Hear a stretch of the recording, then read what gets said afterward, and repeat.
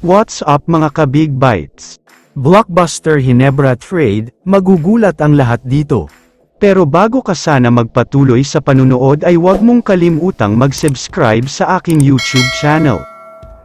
Update lang tayo sandali tungkol sa request ni Stanley Pringle sa Terra Firma Jeep.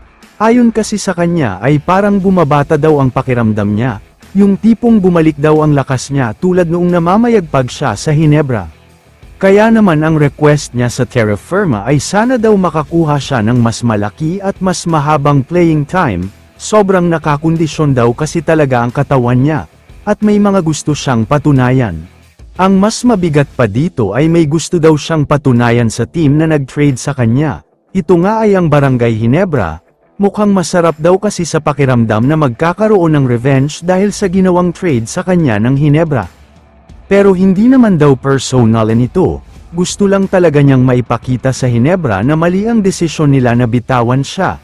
Sana nga daw ay makaharap ng Terra Firma ang Hinebra sa playoffs para maipakita ni Pringle ang tunay na husay niya. Samantala, lumipat na tayo sa balita tungkol kay Jared Dillinger at Von Pesomal.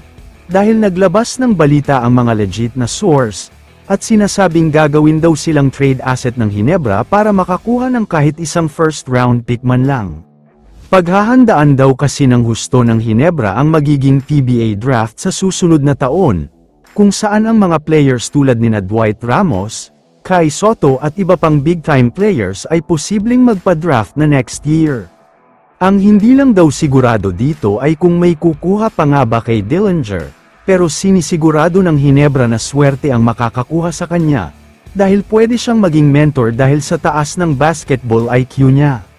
Si Von naman ay isa pa ring magaling na player, na wala lang siguro ang kumpiyansa niya dahil sa kawalan ng playing time, pero kapag nabigyan ng pagkakataon nito ay siguradong babalik ang dating magandang laro niya. Dagdag pa ng ibang source, posibleng sa kalagitnaan daw ng Governor's Cup ay bibitawan na sina Dillinger at Pesomal. Madami na rin naman silang bagong players kaya hindi na nila kakailangan pa ang mga ito. Sa tingin ko naman ay tama ang desisyon ng Hinebra na pakawala na ang ibang mga players nila na hindi nagagamit, makikinabang pa sila kung makakakuha ng future picks, kaya naman good move talaga ito para sa Hinebra.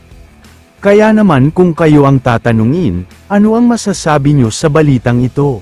I-comment mo naman ang opinion mo tungkol sa tanong na ito. Dito na muna nagtatapos ang video na ito. Maraming salamat sa panunood mga ka-Big Bites. God bless sa inyong lahat.